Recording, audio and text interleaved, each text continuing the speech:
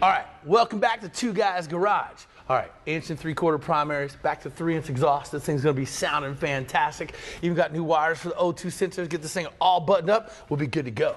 Good to go? Yeah, but man. now we gotta be good to stop. So Yeah. We got the fast stuff in. Now it's time to make it, bring it down. All right, you do that. I'll get this all buttoned up. All right, everything on this car has been driven hard and put away wet. So there's a little enthusiasm in the way this guy drives, and I like it. Well, the brakes are pretty smoked. I'll show you here. You can see this lip right there. Now the pads are done. We've got pretty good wear on the rotor there, and we've got the other side off and up here on the table. Now you can see this lip still. Now we can go ahead and we can measure the thickness to see if there's enough meat there to turn the rotors down with the new pads. But one of the things you want to check, especially with a cross-drilled rotor, check it out here. We've got stress cracks. We've got them on just about every hole, every other hole, and those are just going to continue to grow, right? Thermal cycling, we've got stress risers because of the holes, so not a surprise. If we look at the new rotor here, this is from Power Stop. This one's got minimal drillings and some slots. Now the slots are great, they're a little bit more stable.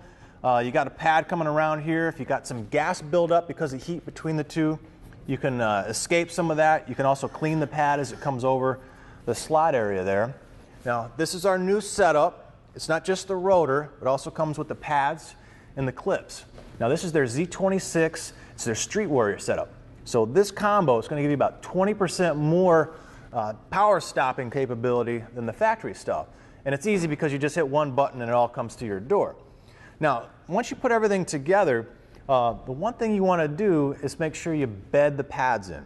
Now, what that does is you're actually taking a little bit of this pad compound, and in the process, you're putting a thin layer on the rotor, and that's a lot of what that two surfaces are going to be doing is pad to pad compound, really.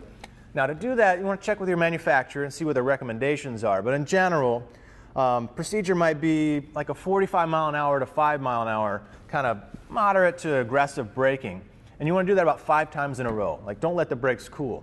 So once you've got those 5 aggressive stops in, then you want to do maybe a 25 to 5.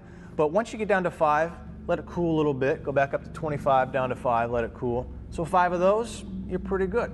You can go out there and start having a good time. So anyway, we're going to start unbolting all this stuff, get all the new goodies on, then we'll go out for that joyride.